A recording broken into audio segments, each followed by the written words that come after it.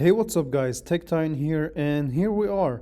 So this is the OnePlus Nord N300, and I've spent about 2 days with the phone, so I'm pretty comfortable giving you guys a solid first impressions. So let's start and talk about it, and I have a lot of thoughts about this phone, specifically with the compromises that OnePlus has made from the N200 to the N300. Let's start with the design. So the design I think is great. I really like the way that it looks. So it has a boxier design. The back has this matte plastic material. It is slippery though from the back, but the sides are squared off, so it does provide like a better grip. And look at the phone. It's really inspired by the OnePlus Nord N20. If you haven't seen that phone or you haven't watched a video on that phone, I'll leave one linked in the description below. But yeah, so the boxier design provides a better grip. Now the port selection is the following. So on the bottom you have a 3.5mm headphone jack, a microphone, a really fast USB-C port that supports up to 33-watt fast charging, and a brick is included in the box.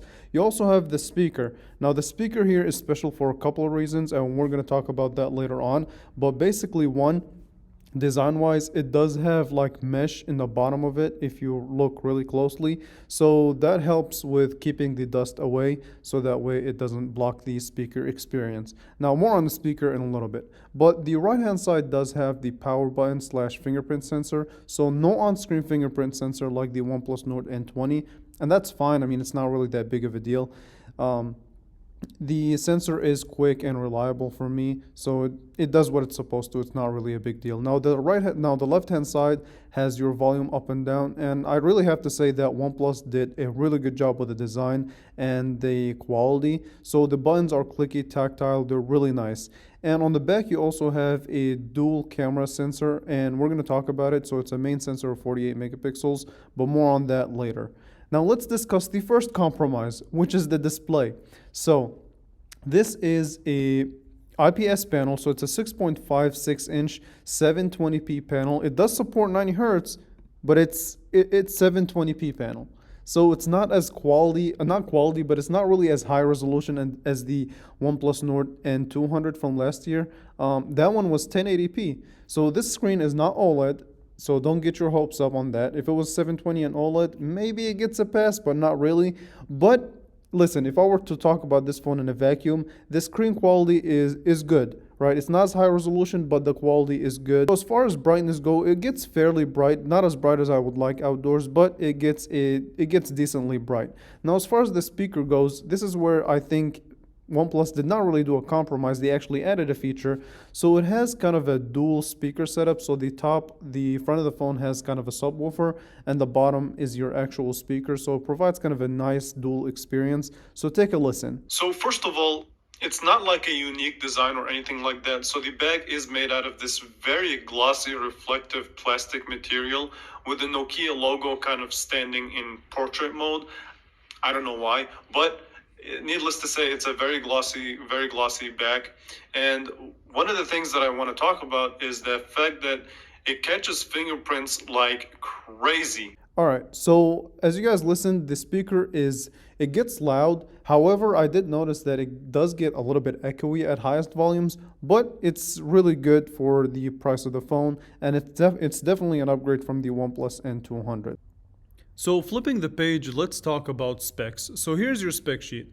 So this time around with the chipset that OnePlus decided to go with, it's not the Qualcomm Snapdragon processor. They actually decided to go with the MediaTek Dimensity 810, which is based on a 6nm architecture. It is octa-core, and the GPU, you have the Mali G57MC2 GPU. You also have 64GB of storage, 4GB of RAM, and a nicely sized 5000 mAh battery. If you ask me, it's pretty similarly spec'd to last year's model, so not a lot has changed from there.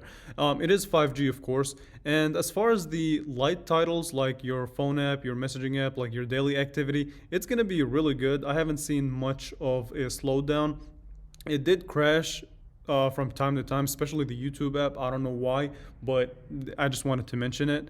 So yeah, for the light things, it was doing fine. Now I really need to push it, so for that I'm waiting for the full review. I want to spend enough time with it to really give a final conclusion about the specs. But as far as I'm concerned, it's fairly decent and kind of good in a way when it comes to the lighter things like your everyday activity.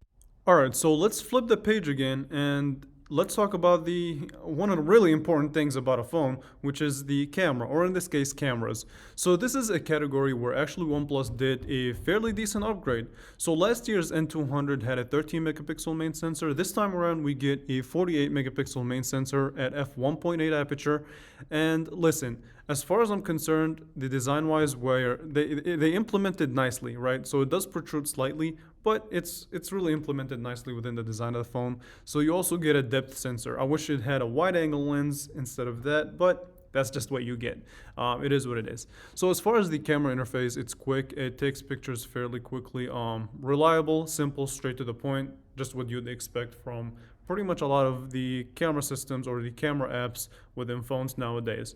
Okay, picture quality. So I took a couple of pictures. I don't want to really draw. I don't want to draw any conclusions, but as far as I'm concerned, from the pictures that I took, they're they're they're fairly fine. They're okay.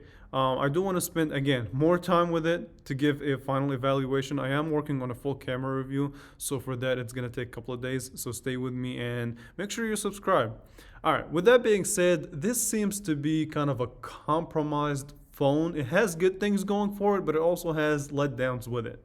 All right. With that being said, let me know what you guys think. Do you like it? Do you hate it? I want to hear your thoughts. So for that, leave them in the comments below.